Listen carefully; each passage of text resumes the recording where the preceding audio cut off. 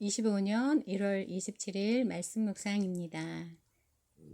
제목 질서를 세우시는 하나님. 하나님이 이르시되 하늘의 궁창에 광명체들이 있어 낮과 밤을 나뉘게 하고 그것들로 징조와 계절과 날과 해를 이루게 하라. 또 광명체들이 하늘의 궁창에 있어 땅을 비추라 하시니 그대로 되니라. 하나님이 두 큰 광명체를 만드사 큰 광명체로 낮을 주관하게 하시고 작은 광명체로 밤을 주관하게 하시며 또 별을 만드시고 하나님이 그것들을 하늘의 궁창에 두어 땅을 비추게 하사 낮과 밤을 주관하게 하시고 빛과 어둠을 나뉘게 하시니 하나님이 보시기에 좋았더라. 저녁이 되고 아침이 되니 이는 넷째 날이니라. 창세기 1장 14절에서 19절 말씀입니다. 오늘은 우리가 읽은 본문 말씀을 가지고 질서를 세우시는 하나님이라는 제목을 가지고 하나님께서 창조하신 세계를 어떻게 질서를 세워가시는가를 살펴보고자 합니다. 하나님의 창조는 사람에게 필요한 것들을 채우시고 사람을 위해 질서를 세워가고 계심을 확인할 수 있습니다. 이를 통해 하나님의 창조가 사람을 통해 이루고자 하시는 하나님의 계획과 목적이 있음을 알 수 있습니다.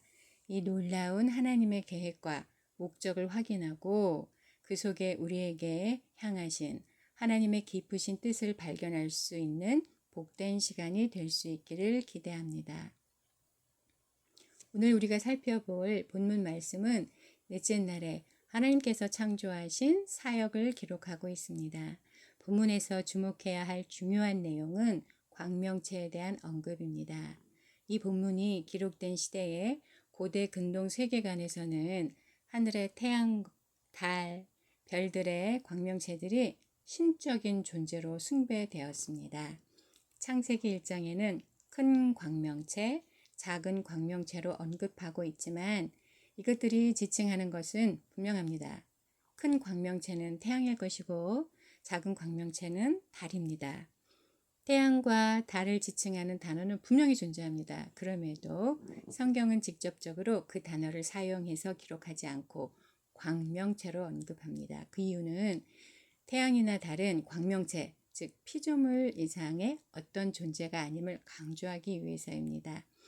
태양이나 달은 인간이 숭배해야 할 대상이 아니라 사람들을 위해 존재하는 피조물입니다. 사람이 태양이나 달을 위해 봉사하는 것이 아니라 하나님께서 사람에게 봉사하도록 태양과 달을 창조하신 것입니다. 그리고 이 사실을 더 확증하는 내용으로 이 광명체들이 하는 일에 대한 언급을 통해 확인할 수 있습니다. 이 광명체가 하는 일은 낮과 밤을 나뉘게 하는 일입니다. 그리고 땅에 빛을 비추는 일입니다. 이 일들은 매우 중요합니다. 사람에게 있어서 낮과 밤은 매우 중요합니다.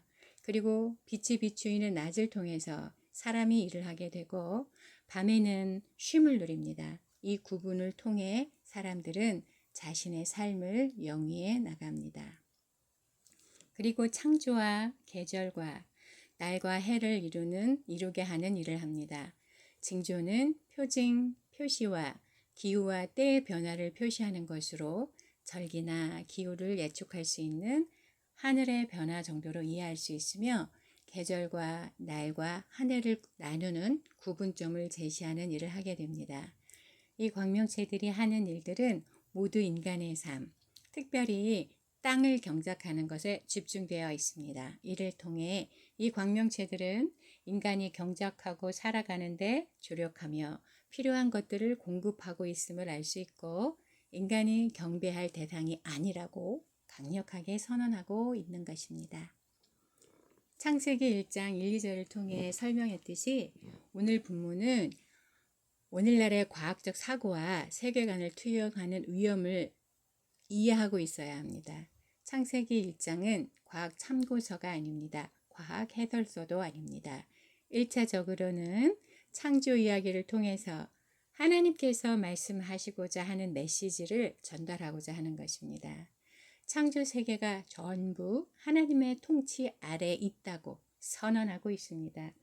고대 세계에서 창조는 기능을 작동하게 하는 것을 창조로 보았고, 그 기능을 작동하게 하는 자가, 기능을 부여하는 자가 소유권을 가집니다.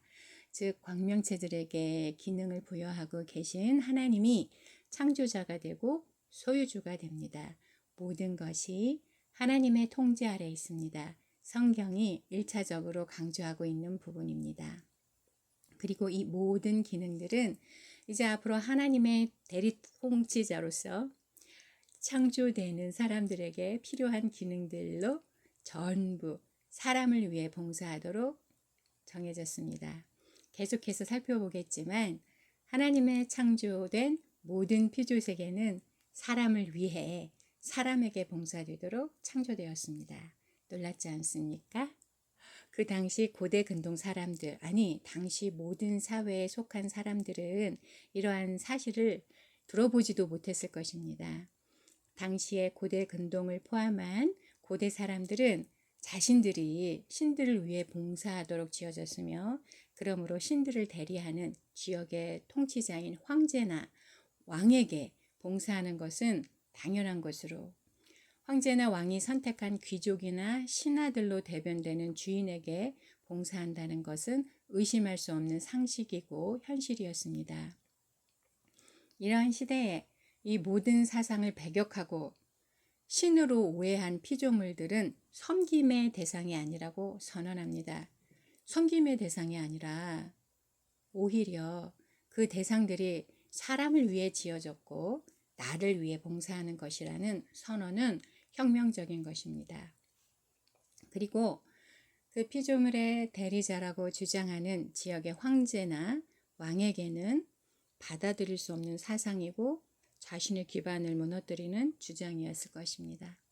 이 창조 이야기를 처음 듣게 되는 모세가 이집트에서 끌고 나온 광야에선 이스라엘 사람들에게는 어떻게 들려졌을까요?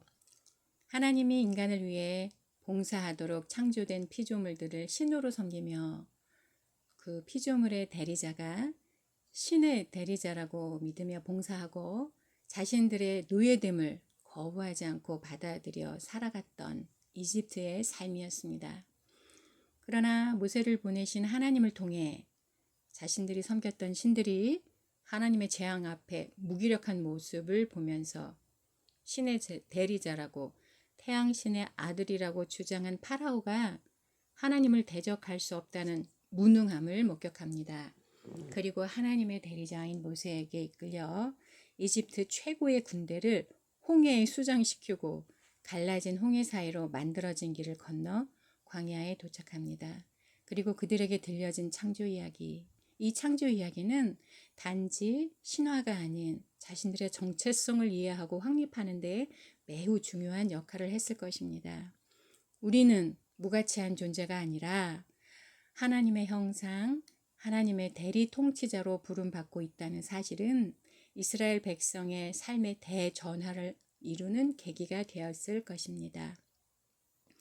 고대 세계는 강력한 피라미드 사회로 구축되어 있었습니다. 지금도 피라미드 사회는 아주 강력하지만 고대처럼 눈에 확연하게 보이는 계급화된 피라미드 사회는 아닙니다.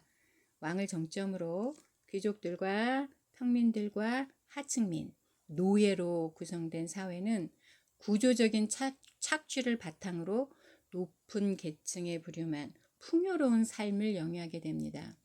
그리고 이 구조를 세계관이 뒷받침해주고 있어서 그 틀을 깨뜨린다는 것은 상상하기 어렵습니다. 이런 이집트에서 400년간의 삶, 대부분의 시간을 노예로 살았다는 것은 그 세계관에 녹아들어 적응하며 살고 있었다고 할 수 있습니다. 지금도 가장 궁핍한 방글라데시나 인도 하층민들은 행복지수가 높다고 합니다. 그들을 지배하는 세계관을 받아들이고 살기에 그렇습니다. 이렇듯 자신들의 삶을 구축하고 있는 세계관을 변혁한다는 것은 좀처럼 일어나기 어려운 것입니다. 그런데 하나님께서 이 놀라운 변혁을 일으키고 계십니다. 그리고 이것은 사상의 변혁이 아닌 실제로 경험을 통해서 그 변혁을 이루어 가십니다. 눈에 보여줌으로 그 허상을 직면하게 하고 그 허상을 다 깨뜨림으로 세계관의 변혁을 시작하십니다. 광야에선 이스라엘은 하나님을 통해 이 세계관의 변혁 앞에 서게 됩니다. 믿기 어려운 현실을 받아들일 수 있도록 하나님께서는 천천히 그러나 아주 세밀하게 간섭하십니다. 하나님만이 신이시고 하나님만이 창조주 되시고 하나님이 조상에게 하신 약속, 즉 언약을 이루기 위해 이 놀라운 일을 시작하셨다고 선언하고 계십니다. 그 변혁된 세계관을 통해 하나님의 언약 백성된 이스라엘이 하나님의 참 형상으로 하나님이 창조하신 세계를 대리 통치하기를 원하십니다.